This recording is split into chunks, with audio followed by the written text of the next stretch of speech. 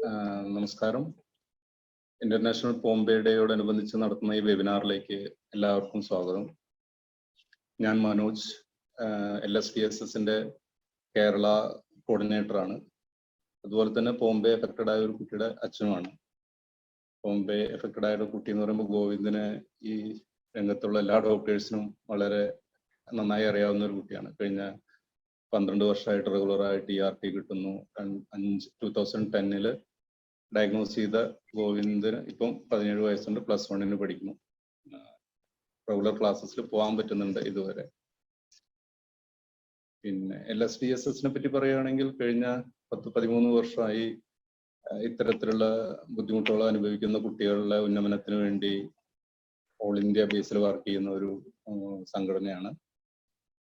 ഒരുപാട് അവയർനെസ് പ്രോഗ്രാമുകളും ഒക്കെ കഴിഞ്ഞ 10-13 വർഷങ്ങളായി നടത്തി അത് വളരെ നല്ല രീതിയിൽ തന്നെ മുന്നോട്ട് പോയിക്കൊണ്ടിരുന്നതാണ്. കഴിഞ്ഞ 2 വർഷം ഈ കോവിഡിന്റെ പശ്ചാത്തലത്തിൽ അങ്ങനെ ഫിസിക്കൽ പ്രോഗ്രാമുകളൊന്നും നടത്താൻ കഴിഞ്ഞിട്ടില്ല. ആ ഒരു സാഹചര്യത്തിലാണ് ഇങ്ങനെ ഒരു വെബിനാറിന്റെ പ്രസക്തി. ഡോക്ടേഴ്സും അല്ലെങ്കിൽ ആ സൊസൈറ്റിയിൽ വർക്ക് ചെയ്യുന്ന മറ്റുള്ളവർക്കും കൂടുതൽ കാര്യങ്ങൾ ഡിസ്കസ് ചെയ്യാനൊക്കെയുള്ള ഒരു വേദിയായിട്ട് ഇത് മാറട്ടെ. LSDSSന്റെ കീഴിൽ നടത്തിയ ഒരുപാട് അവയർനെസ് പ്രോഗ്രാമിന്റെ ഭാഗമായിട്ടാണ് ഈ കഴിഞ്ഞ 10 വർഷം കൊണ്ട് എന്താണ് റയർ ഡിസീസസ് എന്നുള്ള രീതിയിൽ ആരോടും പറഞ്ഞു കൊടുക്കേണ്ടാത്തൊരു സാഹചര്യം വന്നിട്ടുണ്ട്. പലപ്പോഴും നമ്മൾ ഇത്തരത്തിലുള്ള കുട്ടികളെ ഡയഗ്നോസ് ചെയ്യാൻ ലേറ്റ് ആവുന്ന ഒരു സാഹചര്യമൊക്കെ ഉണ്ടായിരുന്നു. ഇപ്പൊ അതെല്ലാം കുറെ മാറി. ഡയഗ്നോസ് ചെയ്യാനുള്ള സംവിധാനങ്ങൾ കൂടി. പല ഹോസ്പിറ്റലുകളിലും ജനറ്റിക് ഡിപ്പാർട്ട്മെന്റുകൾ സ്റ്റാർട്ട് ചെയ്തു. പിന്നെ ഗവൺമെന്റ് സൈഡിൽ നിന്നും കുറെ സപ്പോർട്ടുകൾ വന്നു. സെൻട്രൽ ഗവൺമെന്റിന്റെ സൈഡിൽ നിന്ന് പുതിയ പോളിസി വന്നു. സ്റ്റേറ്റ് ഗവൺമെന്റ് കുറച്ച് കുട്ടികളെ ട്രീറ്റ് ചെയ്യാൻ തുടങ്ങി. ഇന്ത്യയിൽ നോക്കുവാണെങ്കിൽ റയർ ഡിസീസസ് ബാധിച്ച കുട്ടികളെ ട്രീറ്റ് ചെയ്യാൻ തുടങ്ങിയ ചില സ്റ്റേറ്റുകളിലൊന്നും നമ്മുടെ കേരള സ്റ്റേറ്റുമാണ്. അതൊരു വലിയ അച്ചീവ്മെന്റ് ആയിട്ട് കാണുന്നു. പിന്നെ നമ്മൾ പറയുന്ന റയർ ഡിസീസ് പോളിസി വന്ന് 2021 വന്ന റയർ ഡിസീസസ് പോളിസിയിൽ പറയുന്നത് എല്ലാ കുട്ടികളെയും ട്രീറ്റ് ചെയ്യണം. അത് ചെയ്യാൻ ക്രൗഡ് ഫണ്ടിങ് എന്നുള്ളൊരു പാറ്റേണിലാണ് അത് വന്നിട്ടുള്ളത്. അപ്പൊ അത് എത്ര കണ്ട് പ്രാക്ടിക്കൽ ആണ് എന്നുള്ളത് ഇപ്പോഴും ഒന്നും പറയാൻ പറ്റാത്തൊരു സാഹചര്യമാണ്. ഒരു 8 സെന്റർ ഫോർ എക്സലൻസ് ആണ് സെൻട്രൽ ഗവൺമെന്റ് അതിനു വേണ്ടിയിട്ട് ഷോർട്ട് ലിസ്റ്റ് ചെയ്തിട്ടുള്ളത്. അതിലൊന്നുപോലും നമുക്ക് കേരളത്തിൽ ഇല്ല എന്നുള്ളത് ഒരു സങ്കടമുള്ള കാര്യമാണ്. ഇപ്പം കേരളത്തിലെ കുട്ടികൾ ഇതിൽ രജിസ്റ്റർ ചെയ്യാനും അതിന്റെ ഡയഗ്നോസിസിനും വേണ്ടി നമുക്ക് ബാംഗ്ലൂര് ആണ് ഒരു അടുത്തുള്ള സെന്റർ വന്നിട്ടുള്ളത്. ഇപ്പം ഈ കുട്ടികളിൽ അറിയാം ഇമ്മ്യൂണിറ്റി കുറവ്, യാത്ര ചെയ്യാനുള്ള ബുദ്ധിമുട്ട്, ഇതെല്ലാം വെച്ച് അവർ ബാംഗ്ലൂർ പോയി 2 ദിവസം അവിടെ സ്റ്റേ ചെയ്ത് അല്ലെങ്കിൽ അവർ ഡയഗ്നോസ് ചെയ്ത് ആ പർട്ടിക്കുലർ ഹോസ്പിറ്റലിൽ ഡയഗ്നോസ് ചെയ്തതിന് ശേഷമാണ് അവർ ആ സൈറ്റിൽ അത് അപ്ലോഡ് ചെയ്യുന്നത്. അതിൻ്റെതായ പ്രാക്ടിക്കൽ ബുദ്ധിമുട്ടുകളുണ്ട്. അപ്പൊ ആ ഹോസ്പിറ്റലിലേക്കാണ് ക്രൗഡ് ഫണ്ടിങ് വരുന്നതും ആ ഹോസ്പിറ്റൽ ത്രൂ ആണ് ട്രീറ്റ്മെന്റ് കൊടുക്കുന്നത്. അപ്പൊ അത് നമുക്ക് ഒരു സ്റ്റേറ്റിലൊരു സെന്റർ ഫോർ എക്സലൻസ് ഇല്ലാത്തത് നമ്മുടെ സ്റ്റേറ്റിലെ കുട്ടികൾക്ക് ആ ബെനിഫിറ്റ് കിട്ടാതിരിക്കാനുള്ള ഒരു സാഹചര്യമായിട്ട് മാറി. അതിൽ ഈ രംഗത്ത് പ്രവർത്തിക്കുന്നവരുടെ ശ്രദ്ധ വേണം. പ്രത്യേകിച്ച് ഗവൺമെന്റ് ഡോക്ടേഴ്സ് ആണ് പാനലിസ്റ്റുകളായിട്ടുള്ള ഡോക്ടർ ശങ്കർ, ഡോക്ടർ മോഹൻദാസ്, നായർ എല്ലാവരും അറിയാവുന്നതാണ്. അതുകൊണ്ട് ആ ഒരു രീതിയിൽ എന്താണോ ഇങ്ങനെ ഇത്തരം കുട്ടികളുടെ ഉന്നമനത്തിന് വേണ്ടി ചെയ്യാൻ പറ്റുക അത് എല്ലാവരും സൈഡിൽ നിന്ന് ആ സപ്പോർട്ട് ഉണ്ടാവണമെന്ന് ഞാൻ ഈ സാഹചര്യത്തിൽ അപേക്ഷിക്കുകയാണ്. പിന്നെ കേരളത്തിലൊരു സ്റ്റാറ്റിസ്റ്റിക്സ് ഇപ്പം റെഗുലർ ഡയഗ്നോസിസ് ചെയ്ത് റെഗുലർ ഫോളോ അപ്പ് ചെക്കപ്പിന് വരുന്ന 44ഓളം പേഷ്യൻസ് ആണ് പല കാറ്റഗറിയിലുള്ളത്. അതിനകത്ത് 12 പേര് പോംപെ ഉണ്ട്. ബാക്കി ഏറ്റവും കൂടുതലുള്ളത് MPS പേഷ്യൻസ് ആണ്. അപ്പൊ അവരുടെ ഒന്നും ട്രീറ്റ്മെന്റിന് ഇതുവരെ ഒരു സാഹചര്യം തെളിഞ്ഞു വന്നിട്ടില്ല. ഈ കമ്പനികൾ തരുന്ന ചാരിറ്റബിൾ പ്രോഗ്രാം ആക്സസ് വഴി തരുന്ന ഇൻഫ്യൂഷൻസ് ഒന്നും കൂടാതെ ബാക്കി ഗോഷെ, MPS, ഫാബ്രി ഇതിനൊന്നും സ്റ്റേറ്റ് ഗവൺമെന്റിന്റെ ഒരു സപ്പോർട്ട് ഇതുവരെ വന്നിട്ടില്ല. നമുക്ക് കിട്ടുന്നത് പോംപെയുടെ കേസിൽ മാത്രമാണ് 3 കുട്ടികളെ ഗവൺമെന്റ് സ്റ്റാർട്ട് ചെയ്തിരുന്നു. അൺഫോർച്ചുനേറ്റ്ലി അതിൽ 2 കുട്ടികൾ ഇടയ്ക്ക് വെച്ച് മരണപ്പെട്ടു. ഒരു കുട്ടിക്ക് ഇപ്പോഴും ട്രീറ്റ്മെന്റ് കിട്ടുന്നു. അതൊരു വലിയ അച്ചീവ്മെന്റ് ആണ്. മറ്റുള്ള സ്റ്റേറ്റുകളൊന്നും ആ ഒരു ഇനിഷ്യേറ്റീവ് ഇതുവരെ എടുത്തിട്ട് പോലുമില്ല. ഇതൊക്കെയാണ് കേരളത്തിലെ പോംപെ എന്നല്ല, എല്ലാ റയർ ഡിസീസും ചേർത്ത് കേരളത്തിലൊരു സ്റ്റാറ്റിസ്റ്റിക്സ് അതാണ്. ക്രൗഡ് ഫണ്ടിങ് എന്നുള്ള പോളിസിയിലെ ക്രൗഡ് ഫണ്ടിങ് എന്നുള്ളത് സക്സസ് ആവണമെങ്കിൽ നമുക്കൊരു സെന്റർ ഫോർ എക്സലൻസ് സ്റ്റേറ്റിൽ വേണം എന്നുള്ളതൊരു അത്യാവശ്യ ഘടകമാണ് സർ. അതുകൊണ്ട് നമുക്കത് എങ്ങനെ ചെയ്യാൻ പറ്റുന്നത് ചിന്തിക്കേണ്ടിയിരിക്കും. ഈ നമ്മുടെ ഈ വെബിനാറിലെ പാനലിസ്റ്റുകളായിട്ടുള്ള ഡോക്ടേഴ്സിനെ ഞാൻ വെബിനാറിലേക്ക് സ്വാഗതം ചെയ്യാണ്. Dr. Darli Saramma Mammen, Professor and HOD, Department of Paediatrics, Government Medical College, Kottayam, and Dr. Mohandas Nair, Professor and HOD, Department of Paediatrics, Government Medical College, Idukki, Dr. Shankar VH, Professor of Paediatrics and Genetics, SAT, Government Medical College, Thiruvananthapuram, and Dr. Mridula, Consultant Paediatrician, Government District Hospital, Kannur. ഇവരൊക്കെയാണ് പാനലിസ്റ്റുകൾ. അവരുടെ സബ്ജക്റ്റിൽ അവർ detail ആയിട്ട് മറ്റുള്ള കാര്യങ്ങൾ സംസാരിക്കും. അപ്പം LSDSS വേണ്ടി ഞങ്ങളുടെ honourable president മഞ്ജീർ സിംഗിന്റെ സൈഡിൽ നിന്നും ഞാനും എല്ലാവരെയും ഈ വെബിനാറിലേക്ക് വീണ്ടും ആർദ്രവുമായി സ്വാഗതം ചെയ്യും. Thank you. Manoj, can you please briefly introduce in English also for our other participants? I am going to introduce our participants and panelists. Dr. Darli Saramma Mammen, Professor and HOD, Department of Paediatrics, Government Medical College, Kottayam. And Dr. Mohandas Nair, Professor and HOD, Department of Paediatrics, Government Medical College, Idukki. Dr. Shankar VH, Professor of Paediatrics and Genetics, SAT Hospital, Government Medical College, Thiruvananthapuram. Dr. Mridula, Consultant Paediatrician, Government District Hospital, Kannur. They are the panelists. And for the behalf of LSDSS, Mr. Manjeri Singh, the Honorable President, just Suyog will handle the closing remarks on end of the program. Thank you.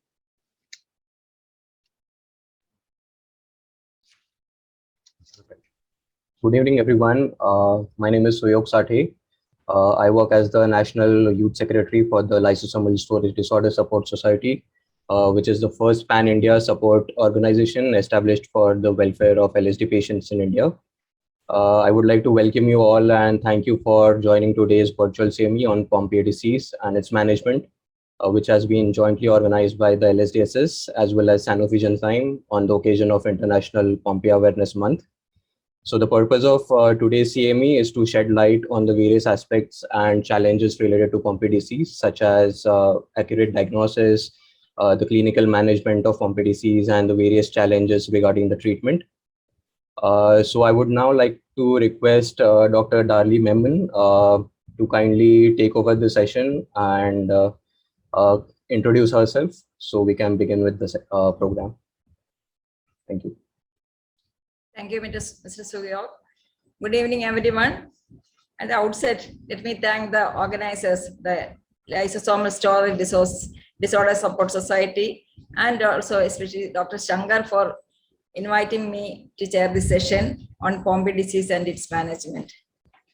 And we have 3 speakers today, Dr. Mohandas Nair, Dr. Shankar VH, and Dr. Mridula Shankar will be sharing her experience. And first talk will be by Dr. Mohandas Nair, and sir is working as President HOD of Paediatrics at Government Medical College Idukki now, and he did his post-graduation from Government Medical College Thiruvananthapuram and joined in medical service in 1998. At the same time, I joined at Kottayam itself, and sir has worked in Manjeri, and now he's working in Idukki.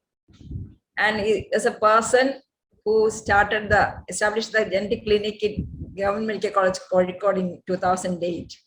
And he was trained in genetics at Sanjay Gandhi Postgraduate Institute at Lucknow, and also he had training from the Amrita Institute.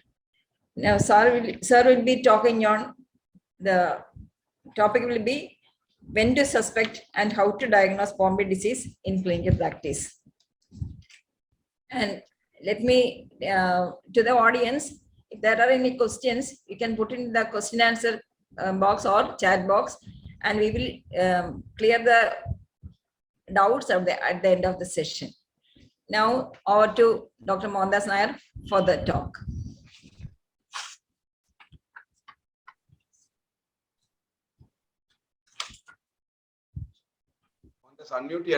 Mohandas, unmute.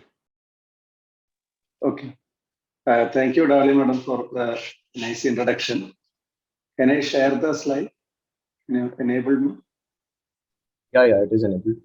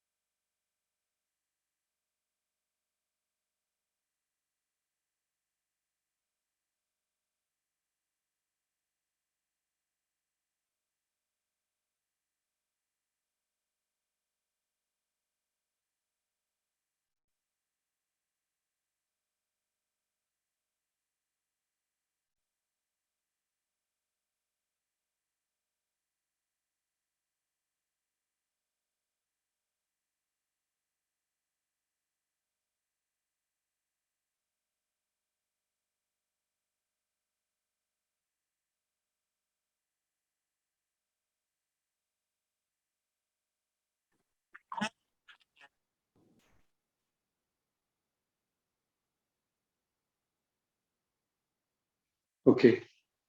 Can you see the slides? Yes, Hello. Yes, it is visible. Okay. Okay. So thank you for giving me the opportunity to talk on Pompe disease.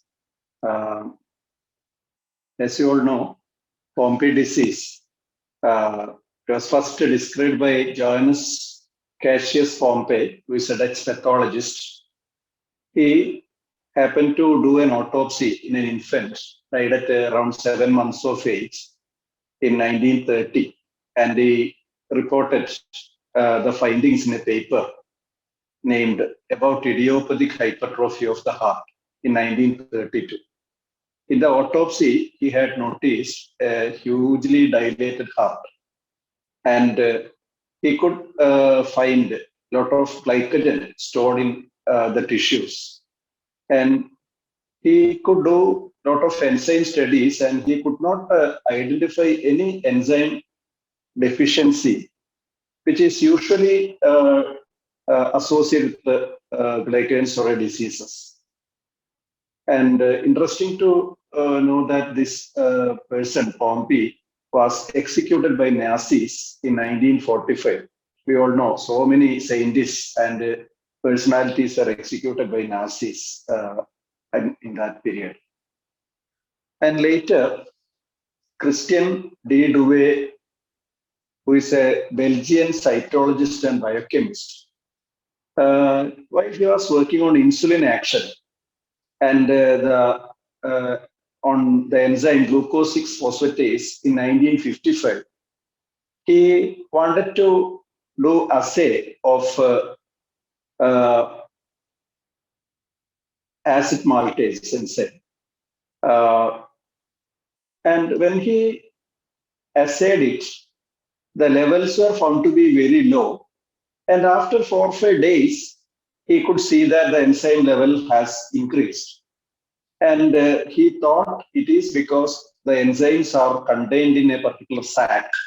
And after a few days, the sac got ruptured and the enzyme was available for the assay.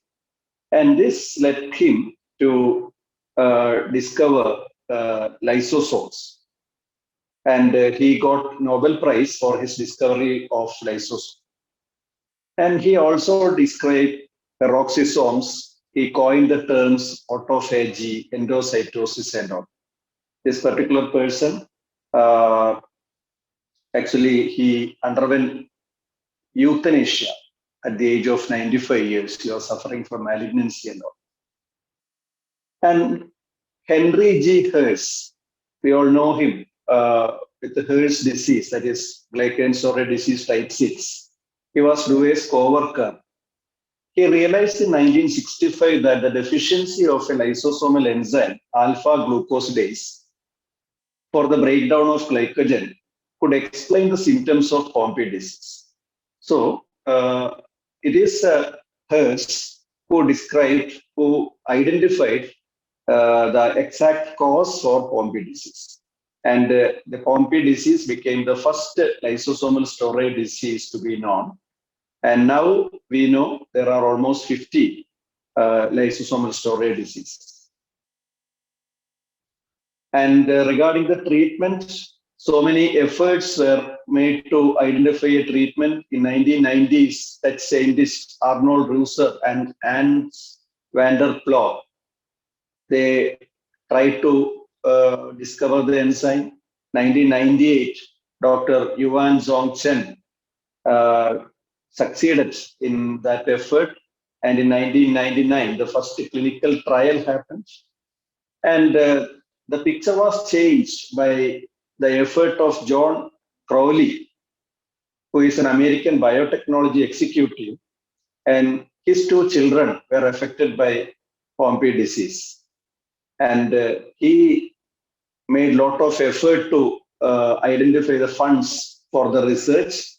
He was part of the company Novozyme, and later it was taken over by Genzyme.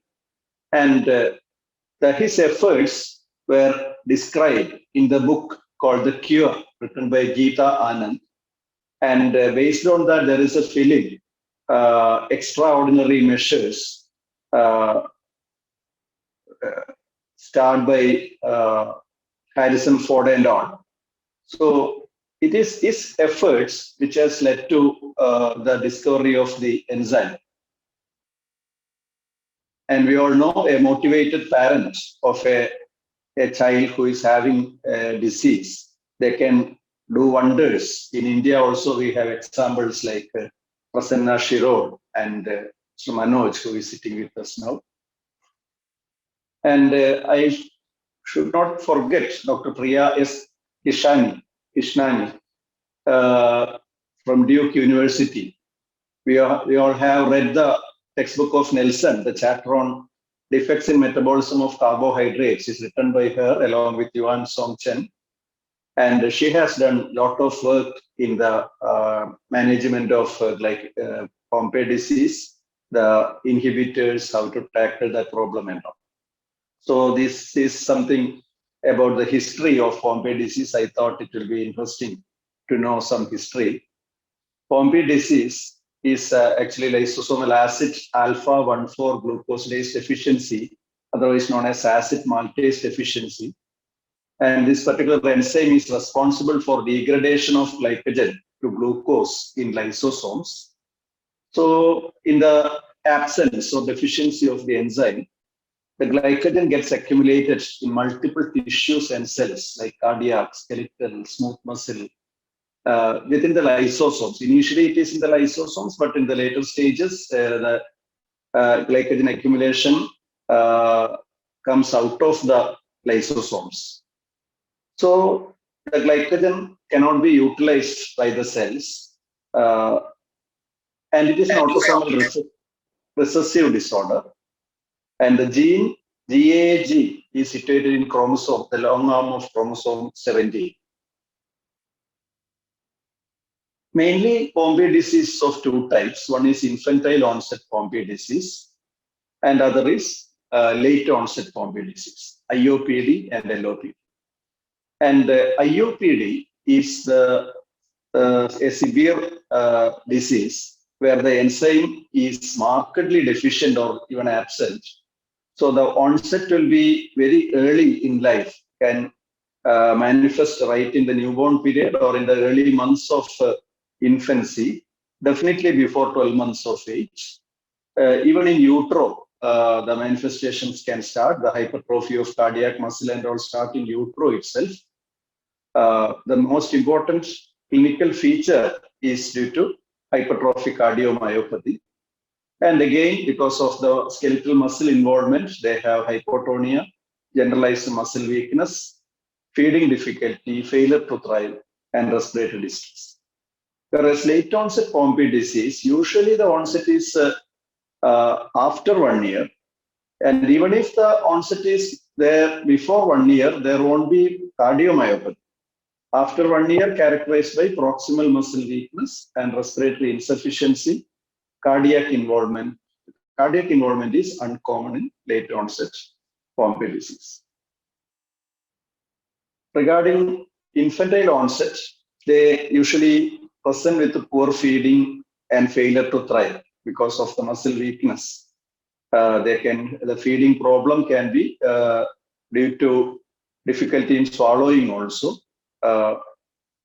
Motor delay, muscle weakness, and hypotonia. So it is an important differential diagnosis we should think of in a case of a floppy infant. And because of the respiratory muscle involvement and also because of aspirations, they can present with respiratory infections and breathing difficulty, and also because of the cardiac involvement. The cardiac problem, mainly hypertrophic cardiomyopathy, which will result in exertional dyspnea. And the characteristic ECG finding will be a shortened PR interval with a broad, wide QRS complex. If you happen to take an X-ray, there will be huge cardiomegaly.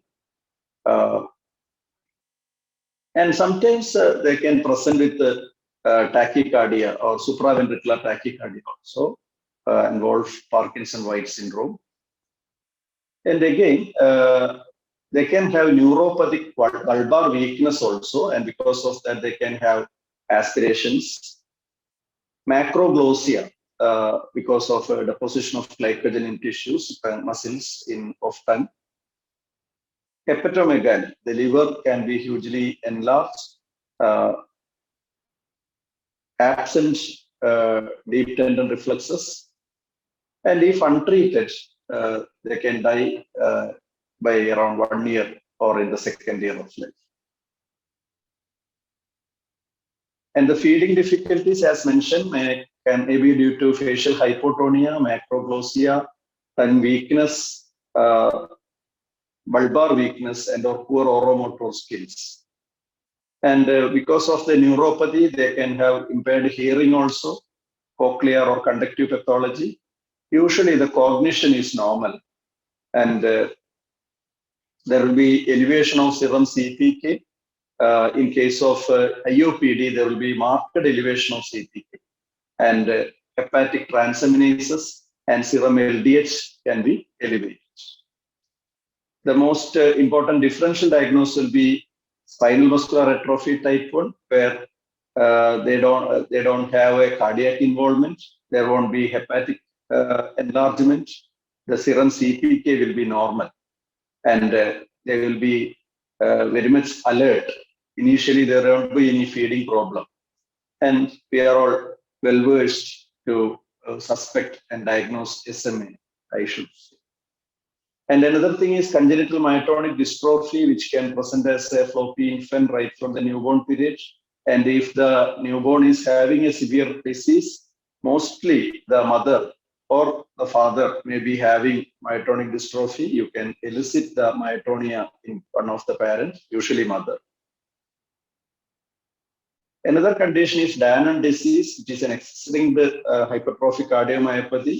And also there will be skeletal muscle involvement. And it is again because of glycogen storage. And there can be intellectual disability.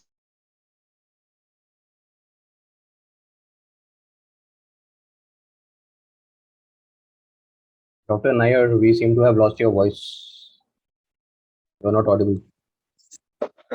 Early life.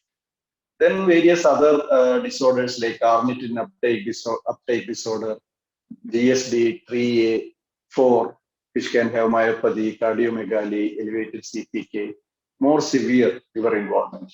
Then there can be frank hypertrophic cardiomyopathy without muscle involvement. A myocarditis can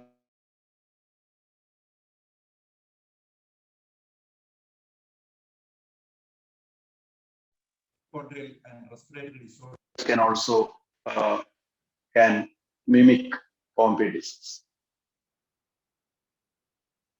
In case of late onset Pompe disease, the most important presentation is progressive proximal muscle weakness. Again, mainly the pelvic muscles, the proximal muscles of especially lower limbs and diaphragm are more involved. Paraspinal muscles are involved. So they present with exercise intolerance, exertional dyspnea, orthopnea, sleep apnea, hyperlordosis, and or scoliosis. Hepatomegaly may be there, but not an important feature.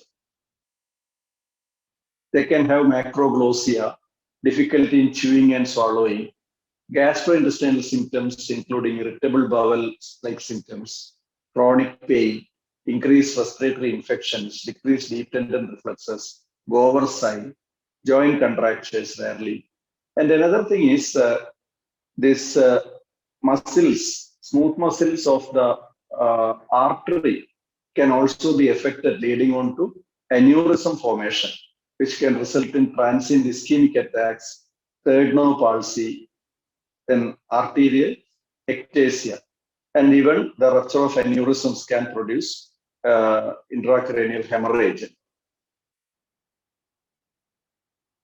Here, the differential diagnosis will be limb-girdle muscular dystrophy, then Duchenne muscular dystrophy, Becker muscular dystrophy, polymyositis, GSD type 5 or 6, fatty acid oxidation defects.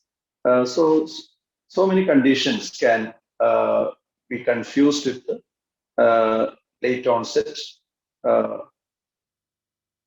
Pompe disease. And the disease can manifest as late as 6th decade. Even adults can, till adult life, they can be normal and they can have manifestations in late life also. And diagnosis, I am not going into more details of diagnosis. It can be easily diagnosed by enzyme assay from dry blood spot. Before that, you have a element type of muscle weakness, or when there is hypertrophic cardiomyopathy, you'll be doing the serum CPK, liver enzymes like transaminases, LDH, all this will be elevated, and EMG can have myopathic pattern. Nowadays, the muscle biopsies are not very frequently done, but if it is done, you can have the glycogen deposits in the muscles. And the enzyme assay by dried blood spot is very easy, and it can be done even free of cost nowadays. And once the enzyme deficiency is confirmed, the genetic testing to confirm the mutation also can be done free of cost nowadays with the help of Sanofi. Thank you. We'll have we can discuss more in the coming sessions, and if there are any doubts, I would really like to.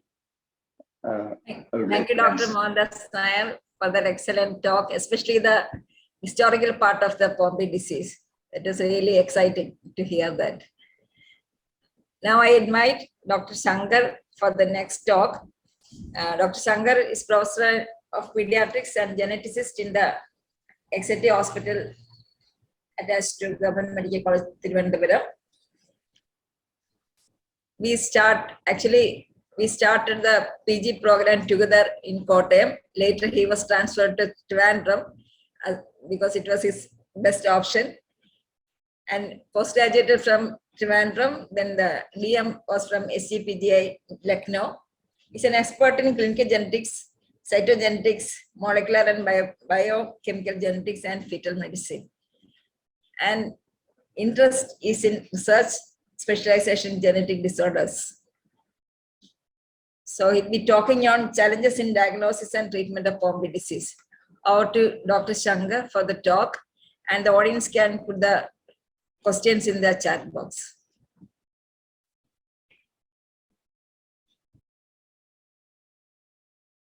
Shankar, you're on mute.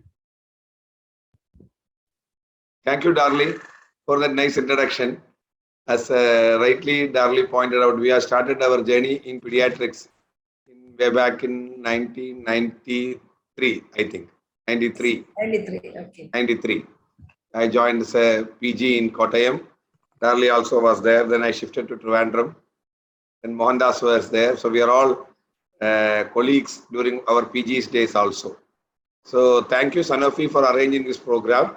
And when Manoj and Gopal discussed with me, so I told these three persons, Calicut, Thiruvananthapuram and Kottayam, because we are planning to have our Center of Excellence. Manoj was discussing regarding Center of Excellence. So our state government plan is to have a 3 Center of Excellences in the state. At least, even though we cannot call it as a National Center of Excellence, I don't know, central government will call it or funds or something. But in state, we are planning to develop the facility for rare disease and genetic disorders in these 3 major medical colleges in the state, Thiruvananthapuram, Calicut, as well as Kottayam. That is why I thought definitely we have to call Madam as the chairperson, because she should be part of our journey. Can I share my slides? Is it visible? Yes, it is.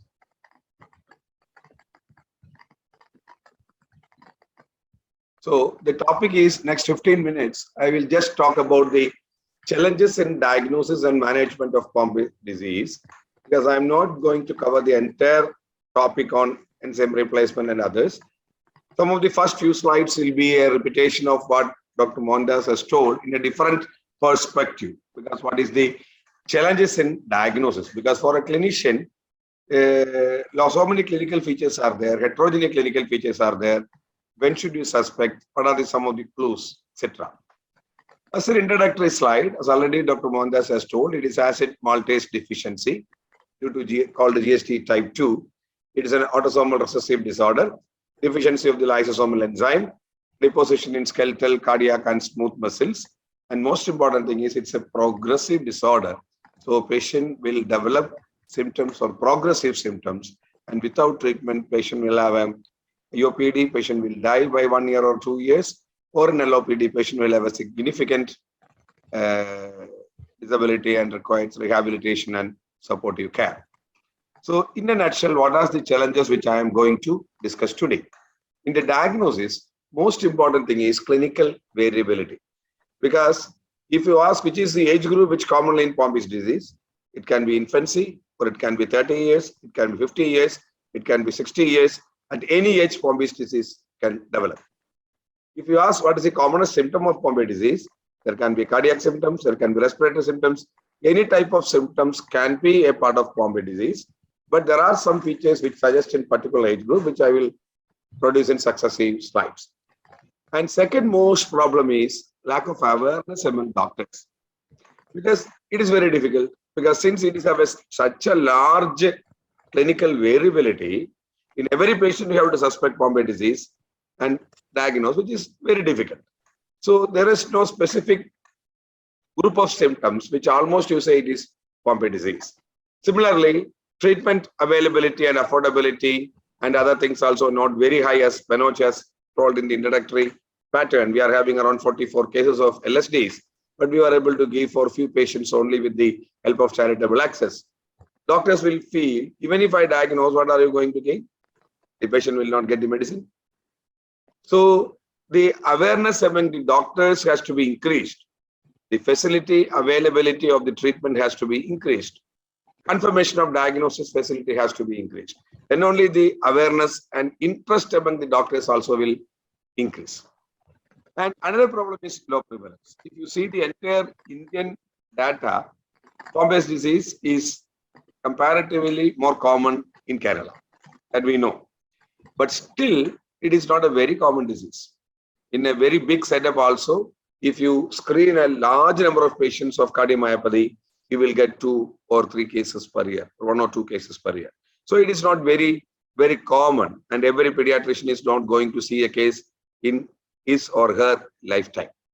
So in that way, it is having a low prevalence, and it is having a diagnostic facility limitations, clinical variability, and difficulty in availability, affordability, naturally will force the clinician to have a low awareness, because they will be more interested in common conditions like COVID, skin diseases, malnutrition, so many other things. They can easily do it.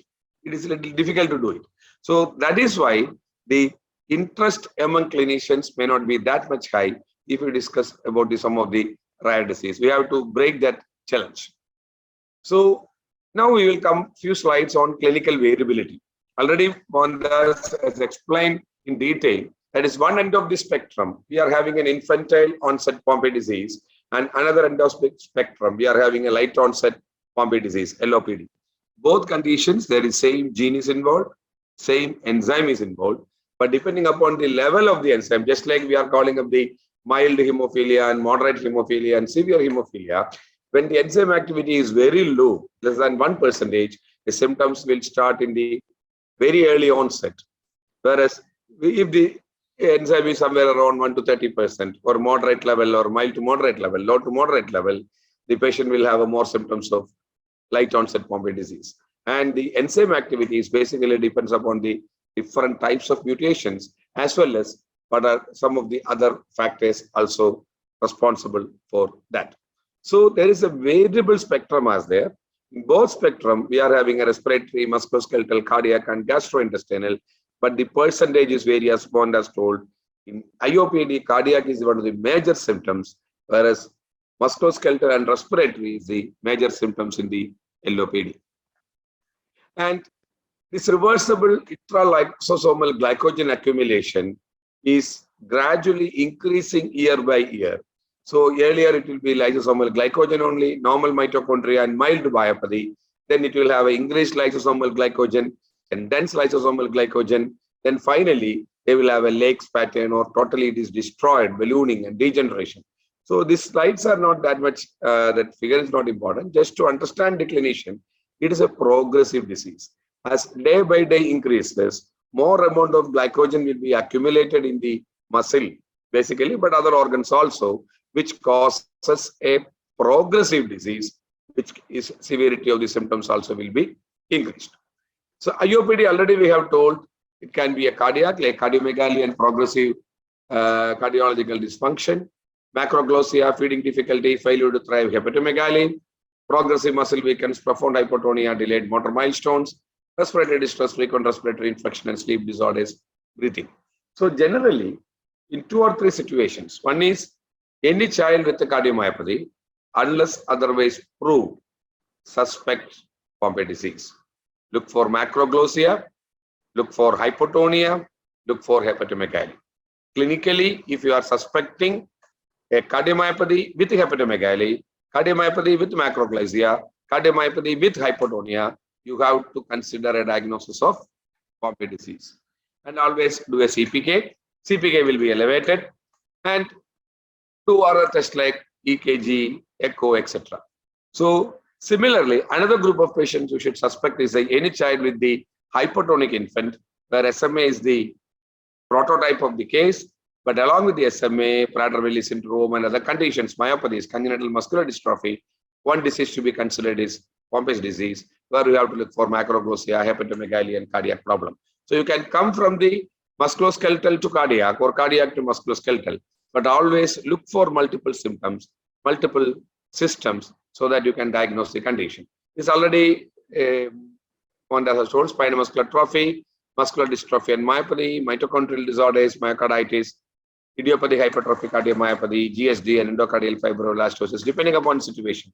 Primarily cardiac problem, we have to suspect idiopathic hypertrophic cardiomyopathy, EFE, myocarditis, etc.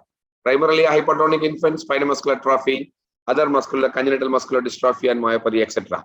When both is there, if you are seeing a child with the hypertonia, with the cardiomyopathy. First condition you have to suspect is Pompe disease, followed by fatty acid oxidation disorder as well as mitochondrial disorder. Only these three conditions, there is a commonness of combination of a cardiomyopathy with hypertonia is there. So this is the general diagnosis you have to consider in a pediatric setup. And always ECG will give you some clue like short PR interval, signs of left ventricular hypertrophy. Similarly, echo also will give you some clues, like even some of the experienced cardiologists, while seeing the X-ray, echo, there are some cardiomyopathy more involved in the posterior part or some specific features are there. Immediately they will tell that most probably child is having a Pompe disease, but it is not confirmatory, but ECG and echo will give clue to the diagnosis. So floppy infant is already I have told, floppy infant or family history of IOPD, motor delay, cardiomegaly, hypertrophic cardiomyopathy, feeding problems or difficulty in the swallowing, etc. Physical examination, chest X-ray, electrocardiogram, CPK, and if required, muscle biopsy, etc. or electromyography, EMG as well as NCV. Sometimes if facilities are available. But first things, physical examination, chest X-ray, ECG and CPK will help you a clue. Suggestive IOPD, do a DBS, which I will come to that in the next slide.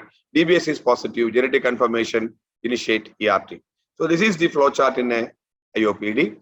Whereas LOPD, similar, but cardiac is very common, very less commonly affected. Whereas respiratory and musculoskeletal is very common. So here it is a syndrome of limb girdle muscular dystrophy, where commonest differential diagnosis is LGMD as well as spinal muscular atrophy type 3, and GSD, glycogen storage disease type 7, 5, sometimes even type 3 also will have a hepatomegaly, mild elevation of SGPT as well as elevated CPK. So respiratory problem, musculoskeletal problem, gastrointestinal problem, suspect LOPD, and if CPK is elevated, definitely look for this condition. And untreated LOPD results in progressive disability. Untreated IOPD, we told the patient usually will die by around 1 or 2 years because of severe cardiac failure. Untreated LOPD results in progressive disability, impairment in muscle structure and function, loss of contractility, fatty replacement and fibrosis. Following to disability, deterioration of mobility, gait disturbance or reduced vital capacity. Finally, they will end up in handicap, in social participation because of reduced ability for domestic work and school. So it is a condition which will progress the disability, impairment to disability to handicap, so that patient will have a lot of problems in their daily life. So if it is preventable, that is very important. This is, I think, this time differential diagnosis of LOPD already, as I was told, I am omitting. This is a slide where clinical finding is there. Initial assessment you will do. Suggestive of Pompe disease, again, you have to do the DBS. So everywhere, diagnosis is done by enzyme analysis. So diagnosis of Pompe disease or any LSD, first step of diagnosis is enzyme analysis. It is one of our patients where we have done the lysosomal alpha glucosidase with a carbose is very low, 0.314 with a ratio of 0.04, suggestive of Pompe disease. So which sample you will send? One sample you can send the leukocyte from the peripheral blood, which is very difficult to transport. So preferred blood sample will be a DBS, dried blood sport, which is very easy to take, just like any other newborn screening, just like you are having 4 circles are there. In the circles, you take the blood, dry it properly, then pack it and send to it. And these DBS kits are available, or this facility is available through the company, Sanofi company, as a patient access program, doctor access program for the diagnosis. So if any clinician is suspecting any diagnosis, you will get easily this DBS kit, which can be sent and diagnosis can be confirmed. One, it is confirmed with enzyme because enzyme is having some fallacies are there, because sometimes you will get a borderline values. And previously, before this rapid diagnosis or rapid availability of DNA testing, even in my early part of my post-DM period in 2007-2010 period, we used to do, even difficult cases, we used to do the skin fibroblast for enzyme, etc. Because this genetic testing is not very frequent. But from 2010 onwards, roughly 2009, 2010 onwards, we are having a genetic testing is possible. So you don't have to, even if there is some confusion is there, send the DNA sample, just a heparinized blood sample for DNA analysis into a center where this facility is available. It's 2010-11. After that, sequencing facilities available in so many centers in India. And from 2014-15 to 2017-18, we had an ICMR project where we were doing it free from the government sector. Now it is not totally free, but through the same Doctor Charitable Access Program, whenever the DBS came as positive, the access program will do the mutation analysis and will confirm the diagnosis. But if enzymes comes negative, still you are suspecting, then you have to do some other channel to do the genetic testing. For that, you can do the sequencing of the gene, or you can, if availability is there, affordability is there, you can send for NGS also, where you will cover this mutation as well as other muscle myopathy mutations and other things. It's a panel you can do, which will cost now somewhere around 10,000 to 13,000 only. So that should be your practice. First DBS always. If DBS is positive, automatically you will get the mutation testing. I don't think you have to repeat the mutation test for the diagnosis of the patient. But for prenatal diagnosis, always DNA diagnosis is mandatory. Previously, we used to do the CVS sample and enzyme, but CVS enzyme sample will not totally depict the correct value. But at that time, we will have, with the limited counseling, we used to do the testing. But now DNA testing is there. So without DNA testing, you cannot start the enzyme replacement therapy. You cannot do the prenatal diagnosis, etc. For clinical diagnosis, I think DBS is enough. Once you become DBS positive, automatically from somewhere you will get the DNA. I don't think that is a great difficulty. But if DBS comes as normal, this little bit normal, result came to you normal, but still you are feeling it is Pompe, then one option is, if availability is there, you can send for the DNA test, or you can do the muscle biopsy. At that time, muscle biopsy is having a role because it is an invasive testing. So for a first level testing, muscle biopsy is not at all recommended. DBS followed by DNA testing. In confusion cases or doubtful cases, you can do the muscle biopsy. That is about the diagnostic support. Coming to the last part of my talk, the enzyme. Myozyme is the first and only approved specific treatment for Pompe disease. So it is the alpha glucosidase alpha is the first approved treatment. A glucosidase alpha is the first approved treatment that specifically targets the underlying cause of Pompe disease by replacing the enzyme that is deficient. So for the beginners, other people, most of the people will be knowing this, but for the beginners, I am telling, just like insulin, which is deficient in our body in diabetes, we are supplementing. Here, enzyme is deficient, so we are supplementing the enzyme. That's all. It's a very simple approach of supplementing a protein which is deficient in our body. It's a lysosomal glycogen specific enzyme indicated for use in patients with the Pompe disease GAA deficiency. Recombinant form of human acid alpha glucosidase produced through recombinant DNA technology using Chinese hamster ovary cells. So that is why it is actually a recombinant DNA technology based methodology, just like insulin also now we are getting as a recombinant method only. Targeted to the lysosome by mannose-6-phosphate residues on the cell surface and works to degrade glycogen to the glycine. I will little bit detail in the next slide. So Mohandas in his slide about the D. Dewey. D. Dewey is the great man who identified regarding the lysosome, and he also identified that there is some receptors called 6-MP receptors, which is very, very important for the targeting of lysosome. Because as everybody knows, it is a rough endoplasmic reticulum. So actually protein is formed in the endoplasmic reticulum. That means in the normal person also, this enzyme is formed in the endoplasmic reticulum. It is not formed in the lysosome. All lysosomal enzymes are formed in the endoplasmic reticulum. Then it will be transported to the lysosome. So there should be some molecular mechanism where the lysosome is uptaking this enzyme. He identified that this M6P receptor in the budding vesicle is the receptor which is important for the uptake of this enzyme into the lysosome. So naturally, the researchers feel that if you give the enzyme intravenously also, If sufficient an enzyme has gone into that cell surface area and inside the cell, definitely it has to be uptake into the cell. So this enzyme is a recombinant GAA protein, is a glucosidase alpha, approved for use in infantile form in 2006 and late onset form in 2010. And the biggest person who has done maximum clinical trials in this is Priya Krishnani from Duke's University. She is actually from Mumbai. Dose is 20 to 40 mg per kg.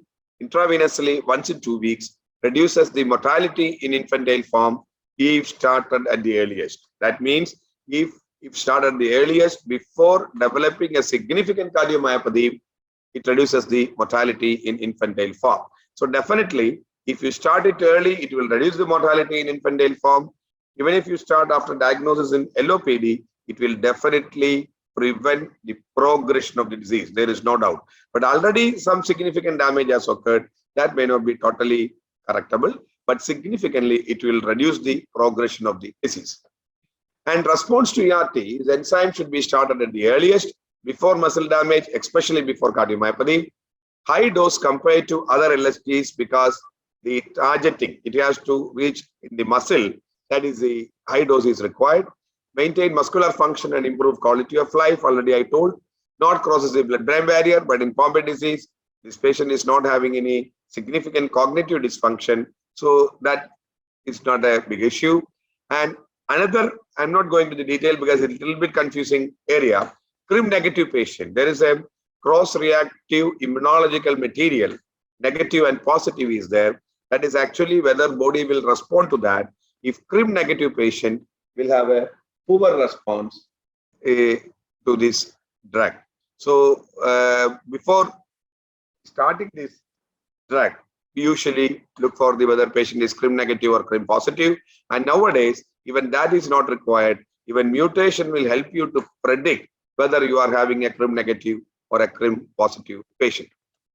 And major challenge the current ERT is the high resultant plasma concentration can be attained post-intravenous administration, but only a small fraction reaches the skeletal muscle because large amount is in the blood space is there, but interstitial space only some amount will reach, and even some amount will enter into the muscle, enter into the lysosome, then only this can be prevented. This glycogen can be properly degraded and more amount of glycogen will not be accumulated in the muscle. And substantial clearance of the recombinant GAA from the circulation by non-muscle tissues and cells including liver, spleen, fibroblast, cause for poor distribution to the interstitia. So nowadays, a new generation ERT, eval glucosidase alpha, improves the binding to M6PR. That means if we are giving, just for an understanding, I'm not correct amount I'm telling, if 100 molecules are in the blood sample, now we are using the standard enzyme, 10 molecules are going inside the muscle. With the use of the next generation ERT, 50 molecules or 40 molecules or 30 molecules will reach the target tissue so that the response will be better, faster and quicker and like more long. And another area which people have studied or tried is newborn screening, because already I told you the window period for the infantile onset Pompe disease is very, very minimal, because most of the pediatricians in this crowd will be able to understand, even if you're diagnosed by around 4 or 5 months at age group, patient will have breathlessness, will come 2-3 doctors, they will say finally they will reach to a center where we will diagnose cardiomyopathy, we will send for DPS, it will come as positive, genetic testing will be sent. Invariably, it will take minimum 2-3 months for all these diagnoses, even in the best center, at least by you can take 1 month or 1.5 months. Sometimes it will be 6 weeks, 6 months or 8 months to start the treatment, even if everything is available. So definitely there's a delay. And if there is a delay, already I told you response may not be that much good. So people have feel that newborn screening, if you do, identify the condition by newborn screening and initiation of therapy before 1 month improves the response rate. So this has been tried in a nationwide in Taiwan. And I have also visited Taiwan once for this Pompe meeting where they have done in the system. And they have got an excellent setup and they are doing newborn screening for this. And their Pompe disease incidence is little bit high. That may be the reason they have included newborn screening in their Pompe disease newborn screening group. But their response is very, very good. And ventilator-free survival is around 100% patients because they are able to diagnose before 1 month and enzyme will be started before 1 month of age. I'm not telling we should start newborn screening, just for the understanding of the PGs or some other people in this crowd, what are the things happening in the global scenario? Because in our setup, definitely Pompe disease is not a condition immediately we should jump into the newborn screening because we are not able to give the treatment also. If once we ready to give treatment for everybody, definitely we should diagnose at the earliest. So next phase, we can immediately start the newborn screening for Pompe disease. Now we are not giving treatment for everybody. I don't think newborn screening should be the immediate agenda, but that will be agenda in the future years. And long-term survivors, ERT reverses cardiomyopathy and global function, but still presents risk of arrhythmia. For these patients, you have to keep under follow-up. ERT improves motor function, but without incomplete correction of skeletal muscles. So we cannot expect a total correction, but definitely it will prevent the long-term disability, handicap, as well as the progression of the disease. Accumulation of glycogen in CNS leading symptoms like hypernasal speech and high antibody formation to the GAA, especially in CRIM negative patients. And if you compare other enzyme replacement therapy, other of my friends also couch it. If you take the Gaucher disease, Hurler syndrome, Mohandas syndrome, etc., Pompe is having high chance to develop the antibody because in Hurler and Hunter and Gaucher, I have not seen any patient who had developed the antibody and we were able to, because their antibody formation chance is 1% or 2% only. Whereas Pompe, it is significant high, especially in CRIM negative patients. So we may not be able to give the drug at all. And similarly, this immunomodulation in patients with the possibility of developing antibody, like CRIM negative patients, we will have a regime with the methotrexate where we will give immunomodulation to prevent the development of antibody. That is also now practiced for every patient who are giving the enzyme of Pompe disease. And methods to increase the uptake of RGH by skeletal muscle. As I told, the new generation molecule will have increased receptors, which will have increased the uptake of skeletal muscles, and administration of small molecule pharmacological chaperones, which has come in various disease conditions, like Fabry's disease. And here also we can have a small molecule disease, which will help you for a better response. And gene therapy protocols using suitable viral vectors also in tried because it is having a single shot, doesn't require long side therapy, a single therapy or a few therapy, which will have a long-standing effect. So a summary of challenges in diagnosis and treatment for Pompe disease is first important thing is diverse phenotype and genotype.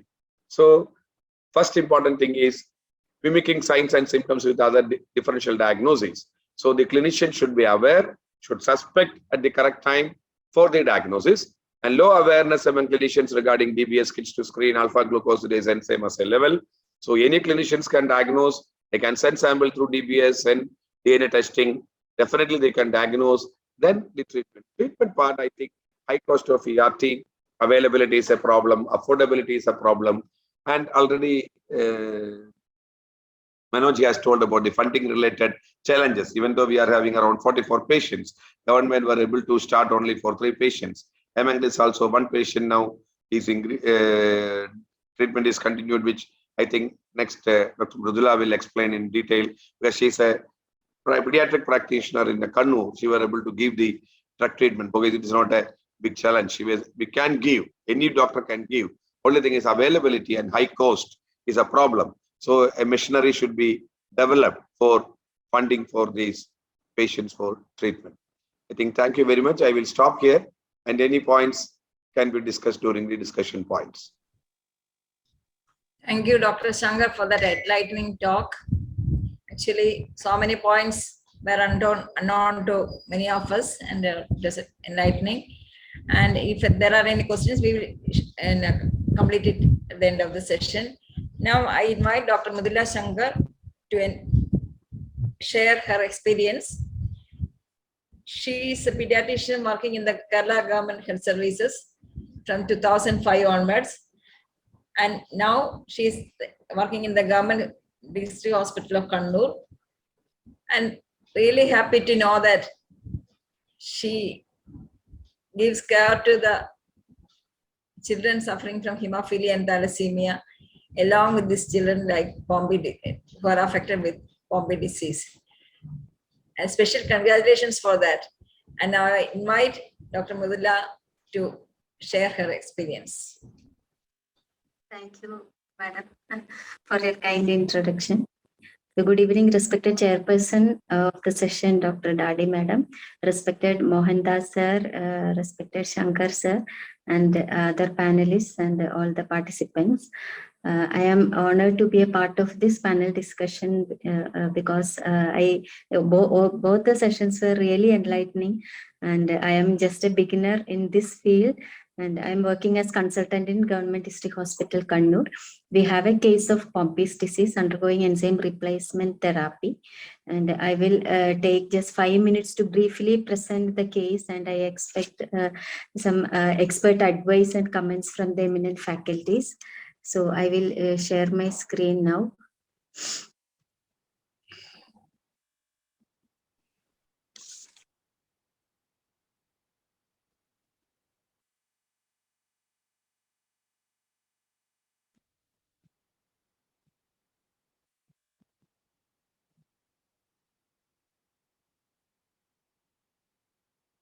I hope it is visible. Yes, Mridula, visible. Okay, so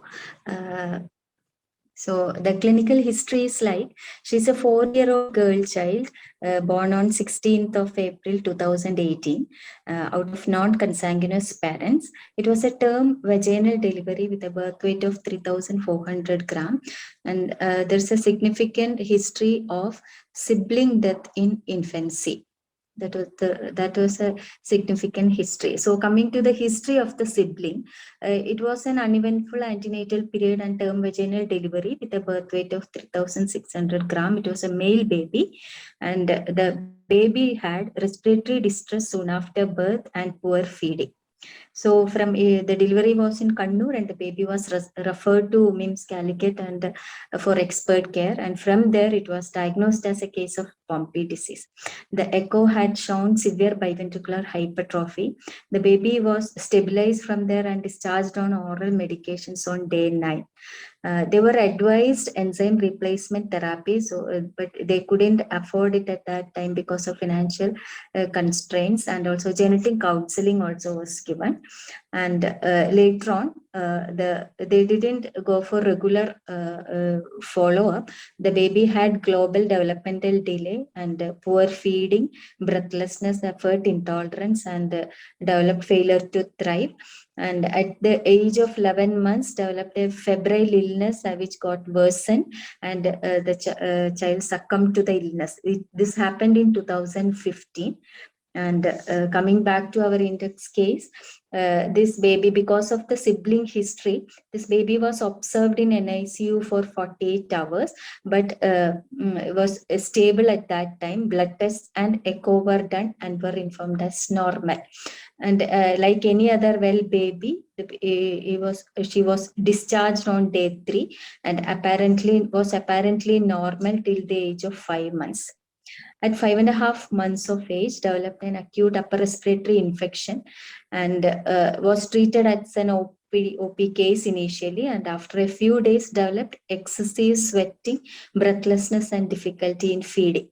And the pediatrician took a chest X-ray which showed gross cardiomegaly, and took an echo which was abnormal.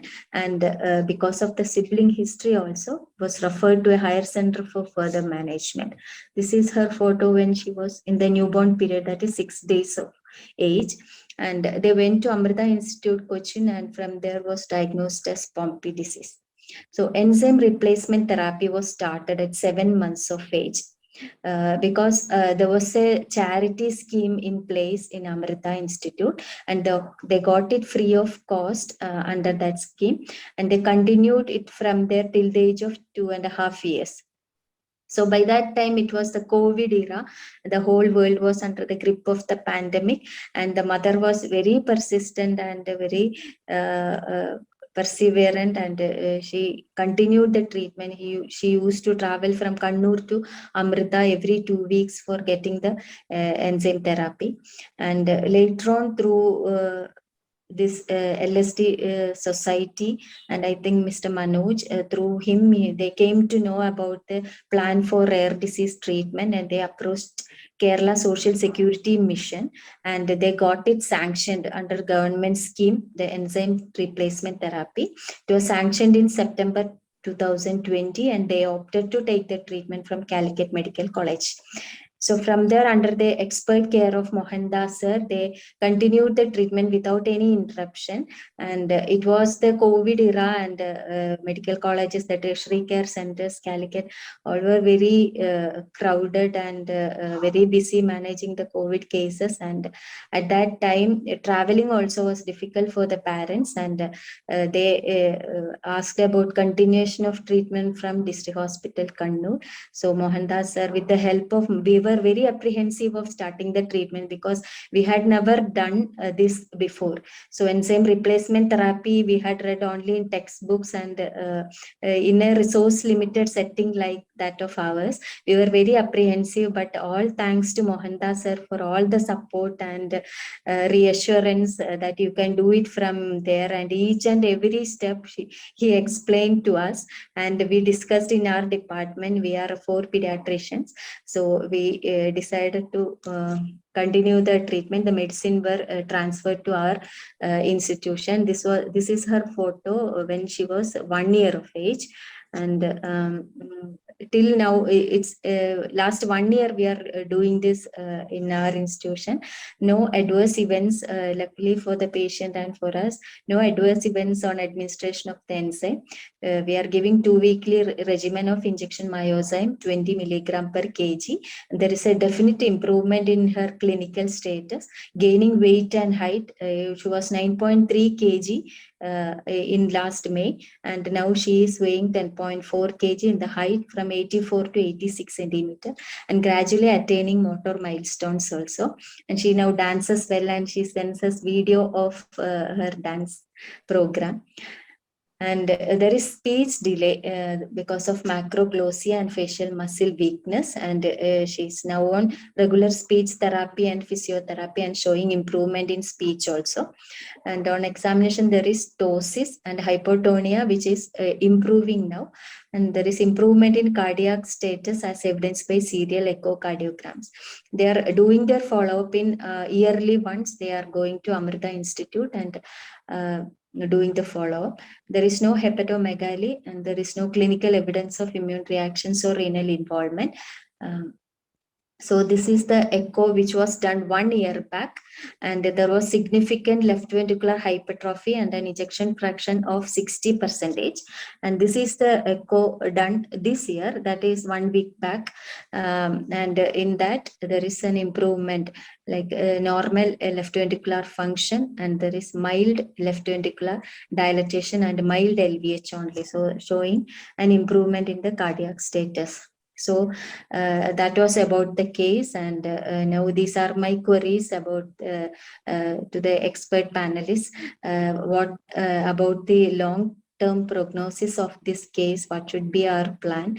And genetic counseling and prenatal testing services available in our state, and also both parents are tested heterozygous for defects in GAA genes, and they were advised prenatal testing in the second pregnancy. That is when they were pregnant with this child.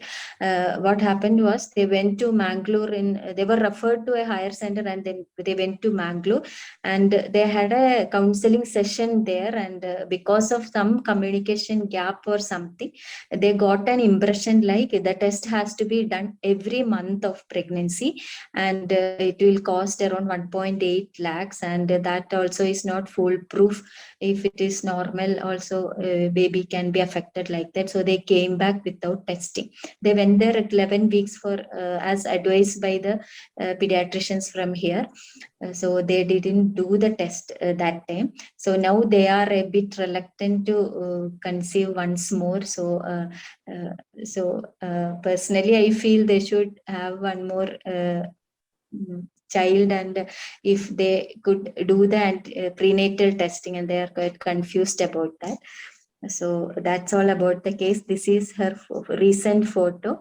As you can see, there is ptosis, and mouth is always, she keeps open because of the macroglossia, but there is definite improvement after the physiotherapy. So thank you. That's all about the case. I expect some discussion about her case. Thank you. Thank you, Dr. Mridula, for that, for your sharing the experience. I think her queries, I think Dr. Shankar can answer that. What's Can the you put query? that slide, Mridula? Yes. Okay. Your queries. Yeah. Okay. Last but What she asked, Mridula, Yeah. Mridula is asked. Long Okay, term. that I know. She Yeah, asked about three yes. things. One Yes, is what she asked about the long term. Yeah. Yes, sir. Long-term prognosis. Okay. I think long-term prognosis, as rightly you have told in this patient, they will have a mortality situation if you think she has improved because her cardiac function has improved, motor Yes, function sir. is improving, some amount of ptosis, some amount of nasal twang in the speech, some amount of macroglossia. These things may be there.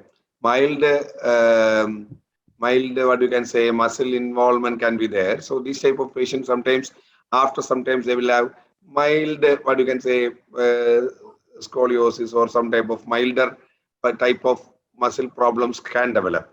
Otherwise, if you continue the enzyme like this, I think patient is going to improve only because definitely with 1 year she has improved very much the cardiac status.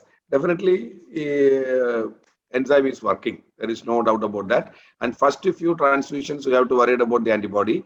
So how many days she doesn't have developed antibody, she is improving, less likely to develop antibody also. And genetic counseling and prenatal testing services, as rightly you pointed out, how I don't know from where they got it, the wrong information. We have to do only Yes, sir. 30 weeks. We have to do the CVS testing, and we have to look for the genetic mutation. Already parents are carriers. 25% recurrence risk is there. So this prenatal testing can be done. CVS sample, DNA extraction, do the genetic testing. You will be able to tell if baby is affected or not. They can take the formal decision to continue the pregnancy or not to continue pregnancy depending upon their interest. And facility in Kerala, if you ask, in government sector, I cannot say fully in a single umbrella it is available. Somewhere some people are doing testing, but most of the time I am also sending regularly outside because none of our gynecologists or fetal medicine people are regularly doing testing, not because of their problem. Already I told you, there is no setup like fetal medicine department from morning till evening they are doing the testing. It is not there. Some experienced persons are there. If they are get interest as a important patient, otherwise better they can go out. That in the private sector it will cost somewhere around 25,000 or something like that for procedure, other things plus DNA testing will somewhere 20 to 25,000. That I think in due course within 1 year or something we will be able to do it free depending upon the government program because some programs are coming on for it, but I cannot guarantee that. But probably that can be done. But I think the genetic counseling is important. They should not miss that chance. Every doctor should know to counsel and properly counsel and should not miss that period of 11 to 13 weeks period, which they should not miss it. Okay. There is one question from Thank you. Manjit Singh. But How much- Mridula, you have done a wonderful work. You have presented the case also very well. I think Thank you, sir. we have to appreciate Mridula for Thank you, presenting sir. that case. And if you are doing Thank- hemophilia and thalassemia also, so you should come to the Yeah, genetic sir. crowd. You can do some training. This September Okay. also in ICMR, August, ICMR training is there for 2 weeks in SGPGI, 2 piece Okay, course. sir. If you are interested, you can join. I will send the Okay, sure, details. sir. Okay, sir. Actually, Mohandas, I discussed another with thing, Mohandas, sir, and prepared the slides. And Mridula, another thing, if they want prenatal testing, Okay. organic village sampling can be done from Calicut. Our radiology department is offering that. And genetic testing can be done free of cost by including in some schemes. Okay, sir. Okay. Then in the question answer box, there's a question. How much awareness there now in Kerala for LSDS, especially Pompe disease? And how can LSDSS support more to educate parents, families, like distributing kind of one-page flyer in mother language and English? Okay.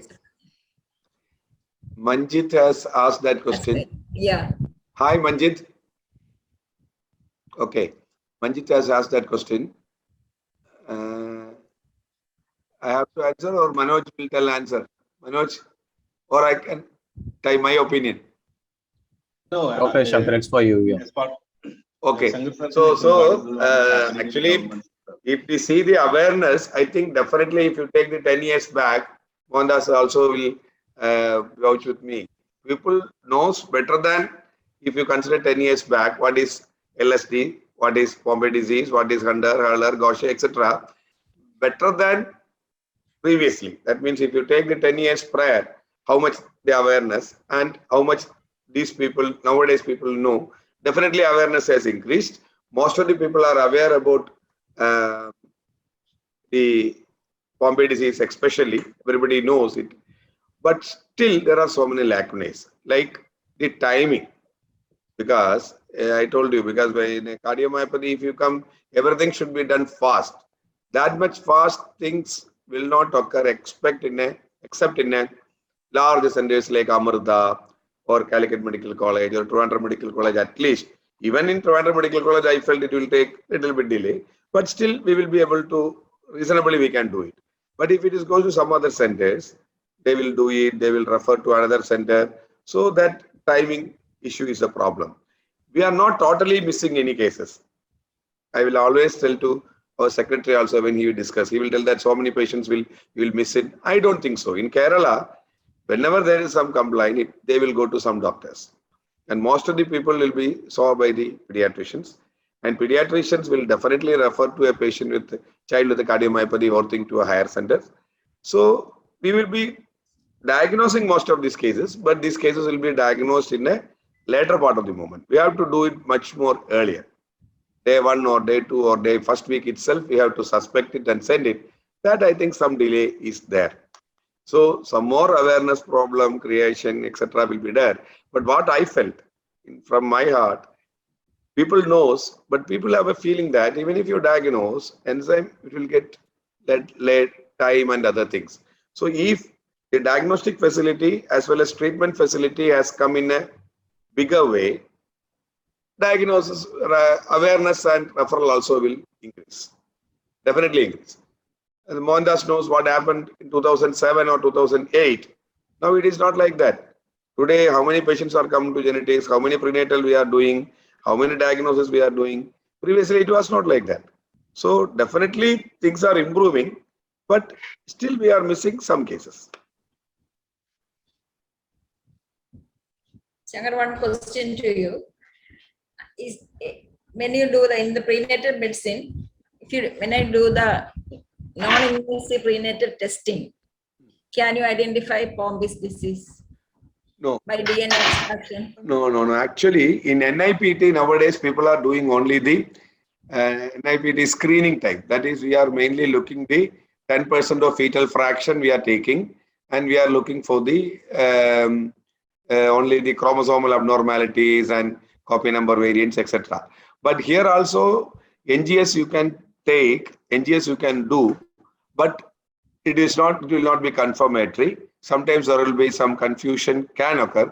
So now it is not recommended as a procedure to test and take a formal irreversible decision like termination. So that is, it may come, definitely it may come, but at present there are certain limitations are there. First of all, the autosomal recessive disease. So there is some problem because mother will also will have a, because it is we are actually doing an NGS technique. Yeah. So around 90% will be the maternal DNA and 10% will be fetal DNA, or 10% or something. If it is more than 10%, NIPT is considered to be apt for helping a diagnosis. So if it is, you take just 15% is a fetal DNA, rest of the 85% is maternal DNA. Maternal DNA is also having a heterozygous carrier status is there. So sometimes it will produce confusion. In first they told X-linked disorders you can use it because X-linked disorders it is not a problem, but still it is a problem. In some areas it is not recommended routinely. Yes, thank you. No other questions actually in the chat box and question answer box. One thing I want to tell for the Manoj, because actually for Center of Excellence, government has also taken some initiative and now the request has been sent to the central government for Center of Excellence in Trivandrum and Calicut and Kottayam to set up. But I don't know what will be the central government decision to accept as whether it is Center of Excellence or not. So Because thank as you rightly for the pointed out, information, sir. The center, thank you for your information. And the central policy also tell that now they shortlisted 8 centers. And when the state need Center for Excellence for their own, they can ask central government and they will sanction. The one column in the national policy specifically said that it's against, they will sanction against the requirement of when the state government asks for the Center for Excellence, they will allocate as soon as they are required. That's saying already we have applied for that, and for 5 states I think has been applied: Gujarat, Rajasthan, Maharashtra, ourselves, and Tamil Nadu or something. The issue is if a patient want to enter their detail in a Central Excellence in Bangalore, they have to stay there for 1 week. They have to diagnose themselves and upload their detail to the site. Correct. And again, for the treatment also, they have to go there. So that is not possible in this case. You know, the patients are traveling is not an easy. That is right. Staying And for outside. the crowdfunding also, we require a Center of Excellence. Otherwise, we cannot do the crowdfunding and management. So that we are on the pipeline. I don't know government system how much time it will work, but it is in pipeline. In the High Court also, in our case, High Court asked us state government to state and central government to implement a Center of Excellence in Kerala state that the patient get easy treatment and avail the fund through the Center for Excellence. Okay. Another thing is what I feel is there should be enough genetic counseling services in the state. Just take the example of this family. Her first child was diagnosed as having Pompe, and they could not get a prenatal run for the second time. And even in the third time, they could not do the prenatal. So this mainly because of inadequacy of the genetic counseling. So I think there should be, there are so many diseases, not only Pompe, and there are so many families who are worried about these things. I don't think there is enough genetic counseling services in our state, and I think that facility has to improve significantly. Sir, I am the victim of the same genetic counseling because my first baby girl was diagnosed GSD type 1 at Vellore. At that time, I was working in abroad, and when I come back, I again visited the. In that genetic counseling, what they tell, the 75 and 25% difference they explain to us. Then we take the chance of 75%, a chance of a healthy child. At time there is no facility in Kerala. We have to go for the prenatal test in Bangalore. I think that facility that time on 2002 that's having only at Bangalore. Then we take the risk of 75% healthy child chances.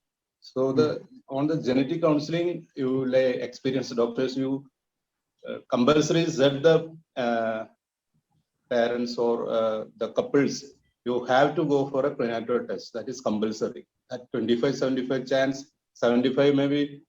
I also take the same chance, but my second child was diagnosed positive.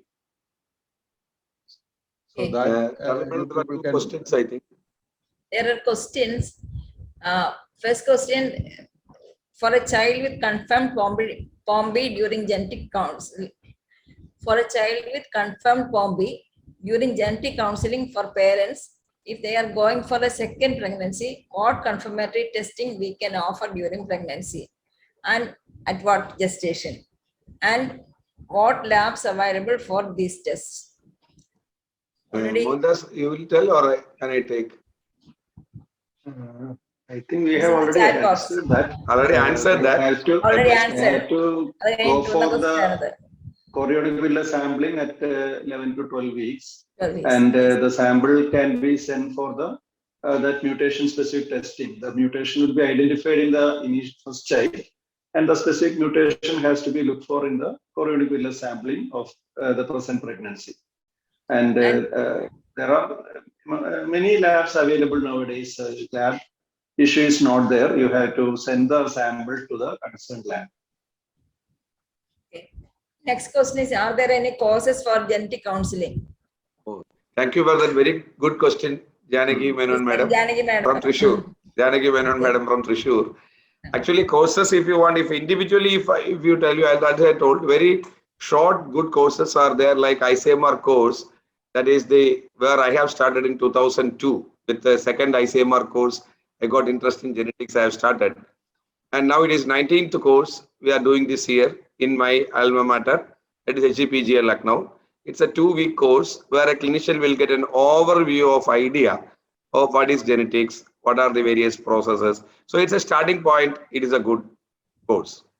Second, Indian Academy of Medical Genetics is conducting a 3-month fellowship course with the help of Sanofi. Thanks. Sanofi people are here. Parameshwaran is there and Gopal is there. I think Himanshu is there. Parameshwaran? Yes. Anil is there. Anil is there. Okay, good. Anil is also there. Thank you. Thank you, Anil, for doing it for last so many years. So we are conducting a 3 months fellowship course in 7 or 8 designated centers. In Kerala, SIT is one designated center. If anybody is interested, any youngster who should be a pediatrician working in various centers, you can apply to the IAMG, Indian Academy of Medical Genetics, which is our organization. We will have some interview or something. Then we will, if you are acceptable, we will take you. Then we will ask you which center you want. At that time, you can choose this center.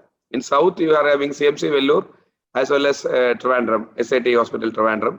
Then North Delhi is there, Lucknow is there, NIMS Hyderabad is there. So many centers are there. And we will give you 50,000 rupees fellowship per month for 3 months as a translocation allowance. We are not giving us a salary. It's a translocation allowance of 50,000 per month for 3 months. That's a very short course, 3 months. Above that, if you want to do 1-year courses, DBT is conducting some fellowships in SGPGI as well as in Hyderabad. I'm not correctly remembering. And we are also planning to start one through the government, 1-year clinical fellowships. And that paper is under thing, as you know, government setup, it will take some delay. So that 1-year courses or 1-year fellowships are there. Above that, you have to do the 3 months DM, 3-year DM course, which you have to do the entrance and you can do the training course. And if sufficient people in Kerala is interested, as rightly Mohandas has told, I have not given this suggestion only because I don't know how many people will be interested. If Janaki Madam has asked, if somebody is from Thrissur is interested, Mridula from Kannur is interested, some people are interested, we can have some courses in 15 days or 1 month or 3 weeks courses can be arranged in SIT where you can see the genetic patients, lab is there. So one person can be identified from every district or every medical colleges. If they can come for 2 weeks, we can have some training program we can conduct. We can take the help of Mohandas. Mohandas can come here for some classes. We can take some external faculty also, we can call it. It's not at all a problem, but I have not launched it because I don't know how many people will take it up. So if at least sufficient people are there, we can definitely do. At least if every district, one person can take interest, we can do. We can definitely ask some help from the NHM also. Government will have give some support also. So if interested people can contact me, we can have some program, no doubt about it.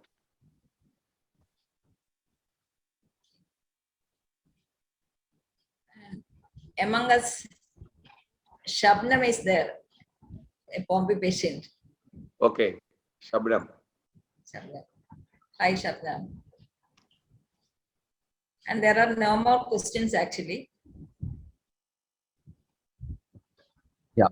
Okay. So if there are no more questions, I think we can go ahead and play a video of a Pompe patient who happens to be Dr. Mridula's patient. I think she's the same patient about whom Dr. Mridula spoke about earlier. So we'll hear about her journey with Pompe disease, right from how she was diagnosed to the improvement she has shown with enzyme replacement therapy that she has received under Sanofi Genzyme's charitable access program. So I'll just play the video now.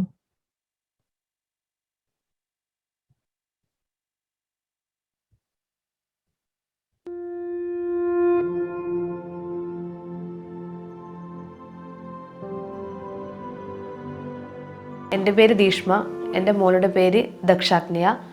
ഞങ്ങൾ കണ്ണൂർ ജില്ലയിൽ തിലാനൂർ എന്ന് പറഞ്ഞ സ്ഥലത്താണ് താമസിക്കുന്നത്. എൻ്റെ ഭർത്താവിൻ്റെ പേര് സുജേഷ്. അദ്ദേഹം സൗദിയിലാണ് ജോലി ചെയ്യുന്നത്. മെക്കാനിക്കായിട്ടാണ് ജോലി ചെയ്തുകൊണ്ടിരിക്കുന്നത്. എൻ്റെ മോൾക്ക് പോംബെ ഡിസോർഡറാണ്.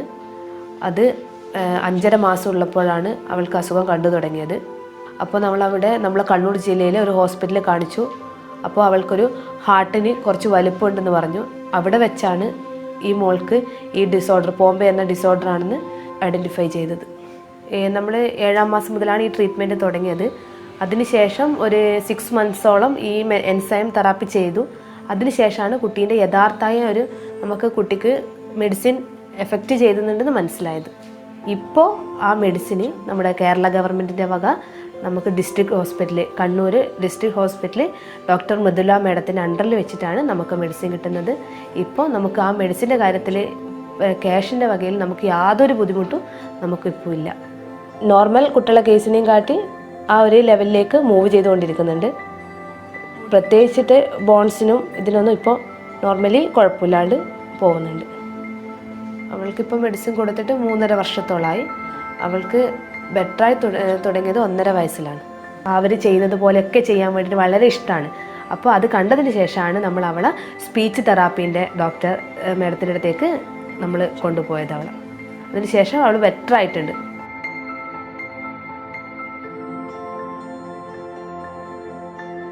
അപ്പം അത് കാണുമ്പോൾ എനിക്കും എൻ്റെ ഭർത്താവിനും വളരെയധികം സന്തോഷം തോന്നുന്നു. മോളുടെ അസുഖത്തിനുള്ള എല്ലാ സഹായവും എൻ്റെ ഭർത്താവ് തന്നെയാണ് ചെയ്യുന്നത്. ഭർത്താവ് നാട്ടിലില്ലാത്തതുകൊണ്ട് വീട്ടിലെ കാര്യങ്ങൾ ഞാൻ തന്നെ ചെയ്യണം. കൊച്ചിനെയും കൊണ്ട് പോകുവാനും ഹോസ്പിറ്റലിലേക്ക് പോകുവാനും കുട്ടിയുടെ എല്ലാ കാര്യങ്ങളും ഞാൻ തന്നെയാണ് ചെയ്തുകൊണ്ടിരിക്കുന്നത്. അതൊക്കെ വളരെ ബുദ്ധിമുട്ടുള്ള കാര്യമാണ്. ഇപ്പോൾ കഴിഞ്ഞ വർഷം മുതൽ അവൾ കിൻഡർ ഗാർഡനിൽ ഓൺലൈൻ ക്ലാസ് അറ്റൻഡ് ചെയ്തുകൊണ്ടിരിക്കുന്നുണ്ട്. അപ്പോൾ അത് കാണുന്ന സമയങ്ങളിൽ അവൾ അതൊക്കെ ശ്രദ്ധിച്ച് കണ്ടതിന് ശേഷം ഇപ്പം സ്പീച്ച് നമുക്ക് സംസാരിക്കാൻ വേണ്ടിയിട്ട് അവൾ ഭയങ്കര ഇഷ്ടം തോന്നും അതിനോട്. അവൾക്ക് ഇപ്പോൾ കൂടുതലായിട്ടും ഡാൻസിങ്ങിനോടും പിന്നെ പാട്ടിനോടൊക്കെയാണ് താല്പര്യം. അപ്പോൾ അതേ ഫീൽഡിൽ അവളുടെ ഇഷ്ടപ്രകാരം പാട്ടിനാണോ ഡാൻസിനാണോ അതേ ഇതിലേക്ക് നമ്മൾ അവൾക്ക് വേണ്ടുന്ന എല്ലാ ഹെൽപ്പും ചെയ്തു കൊടുക്കുന്നതാണ്. ഈ പോംബെ എന്ന അസുഖത്തിനെ വെച്ചിട്ട് നമുക്ക് കുഞ്ഞുങ്ങളെ ഒരിക്കലും സമൂഹത്തിൽ നിന്ന് വേർതിരിച്ച് വെക്കാൻ പറ്റില്ല. നമ്മൾ എത്രത്തോളം അവർക്ക് നോർമലി സപ്പോർട്ട് കൊടുക്കുമ്പോൾ അവർ ഈ മെഡിസിൻ്റെ കൂടെ ഈ മെഡിസിനും നമ്മുടെ സപ്പോർട്ടും കൂടി മാത്രമേ അവർക്ക് മുന്നോട്ട് സമൂഹത്തിൽ മറ്റുള്ളവരെ പോലെ പിടിച്ചു നിൽക്കാൻ വേണ്ടി സാധിക്കുകയുള്ളൂ. അപ്പോൾ അതുകൊണ്ട് ഒരിക്കലും നമ്മൾ ഇങ്ങനെയൊരു പോംബെ ഡിസോർഡർ ഉണ്ട് എന്ന് കരുതി നമ്മളൊരിക്കലും കുഞ്ഞുങ്ങളെ വേർതിരിച്ച് കാണാൻ വേണ്ടിയിട്ട് പാടില്ല.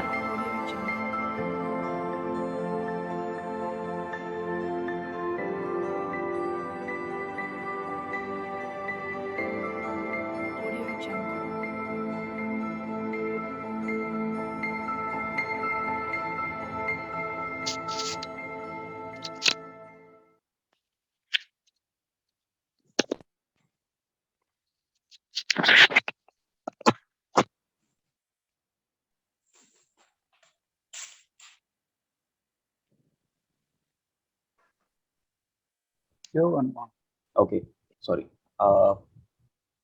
Yeah, so does anyone have any other questions? No other questions actually. All right. So I think that brings us to the end of this session. So I would once again like to thank all our speakers, Dr. Mammen, Dr. Nair, Dr. Shankar, and Dr. Mridula for joining us today. and for sharing the wonderful insights and experiences with all of us. Also, thanks to all the attendees for participating in the CME and for sending in very important and relevant questions, and for making this a very interactive session. And also a very special thanks to Sanofi Genzyme for supporting this event. Thank you very much. Thank you. Good night. Thank you. Thank you all. Thank you and good night. Thank you. Thank you. Thank you, Sanofi. Good night.